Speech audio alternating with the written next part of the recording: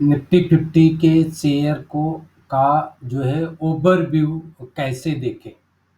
Overview समझने के लिए हमने जो है क्या काम किया, निफ्टी 50 के जो 50 स्टॉक है उनको ले लिया है। तो सबसे पहले आते हैं, आप देखेंगे ओवरव्यू। तो ओवरव्यू में आपको ये पता लगेगा प्राइस क्या है, चेंज कितना हुआ है, वैल्यूम कितना है, रिलेटिव वैल्यूम कितना है, मार्केट कैप कितना है, पीई कितना है, ईपीएस डाइल्यूटेड कितना है, EPS diluted growth, TTM year on year, due yield, sector और एनालिस्ट की रेटिंग क्या है, इसको एनालिस्ट की रेटिंग भी इसके साथ है, कौन सा स्ट्रांग बाई बाई और ये सभी है। उसके बाद देखेंगे आप परफॉर्मेंस में, तो परफॉर्मेंस के अंदर आएगा price, change in price, price change in price, performance जो है 1 week, 1 month, performance 3 month, performance 6 month, performance set to date, performance 1 year, 5 year, 10 year, performance all time, volatilities and volatility 1 week और volatility 1 month.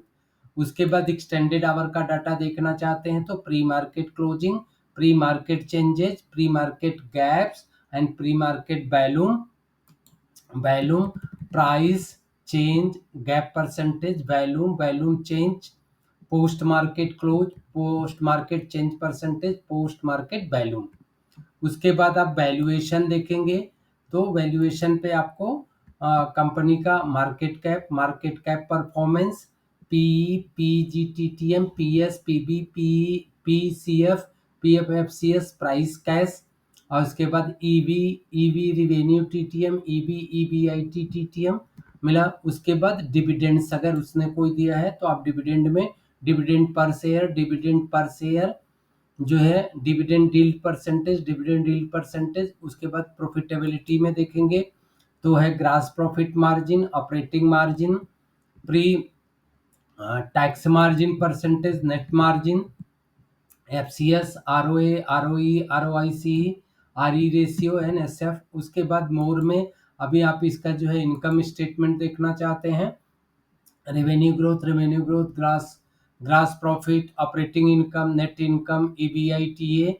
अगर आप इसका जो है balance sheet देखना चाहते हैं तो balance sheet, total assets, current assets, cash on hand, total liability, total dept, net डेप्ट। उसके बाद जो है अगर आप जो है कैश फ्लो देखना चाहते हैं तो operating cash flow, investing cash flow, financial cash flow, FCS and capex. अभी टेक्निकल की बात करते हैं तो देखेंगे कि टेक्निकल रेटिंग क्या है, मूविंग एवरेज रेटिंग क्या है, ओएस रेटिंग क्या है, आरएसआई 14 कितना है, एमओएम मोमेंटम इंडिकेटर कितना है, एओ, सीसीआई। इस तरह से आप टेक्निकल का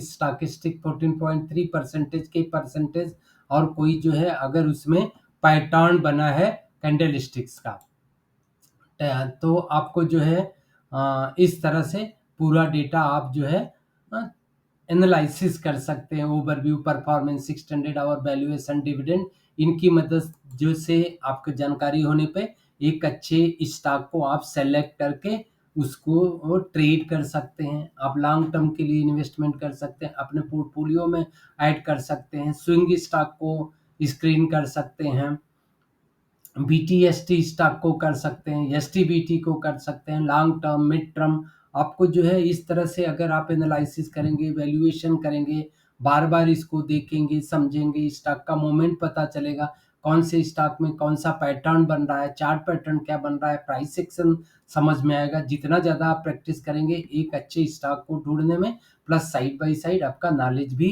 काफ़ी इन्हेंस होगा।